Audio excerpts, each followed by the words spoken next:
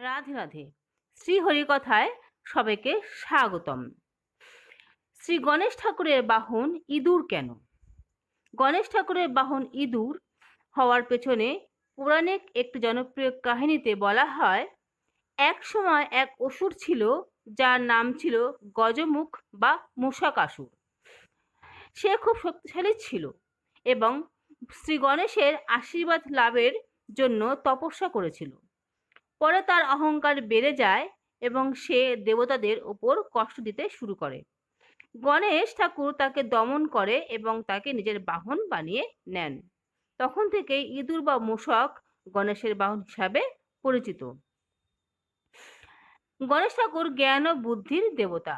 তিনি ইঁদুরকে নিয়ন্ত্রণ করে দেখান যে বুদ্ধি মনকে নিয়ন্ত্রণ করতে পারে। ইঁদুর মানুষের জিনিসপত্র কুড়ে কুড়ে খায়, যা আমাদের কামনা বাসনার প্রতীক।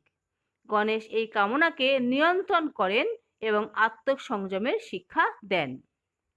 গণেশের বিশাল শরীর এবং ইঁদুরের ক্ষুদ্রতা একসাথে একটি গুরুত্বপূর্ণ বার্তা দেয় যে বিনয় এবং ভারসাম্য থাকা উচিত। এটা বোঝায় যে মহত্বের সাথে নম্রতা থাকা জরুরি। সবকিছুই গুরুত্বপূর্ণ, ছোট বড় বলে কিছু নেই। শ্রী গণেশ ঠাকুরের বাহন ইঁদুর হওয়া শুধু একটি গল্প নয়, এটি একটি গভীর দার্শনিক ও মানসিক শিক্ষার প্রতীক। তিনি আমাদের শেখান যে বুদ্ধি ও সংযমের দ্বারা ক্ষুদ্রতম ও চঞ্চলতম শক্তিকেও নিয়ন্ত্রণ করা যায়। হরে কৃষ্ণ।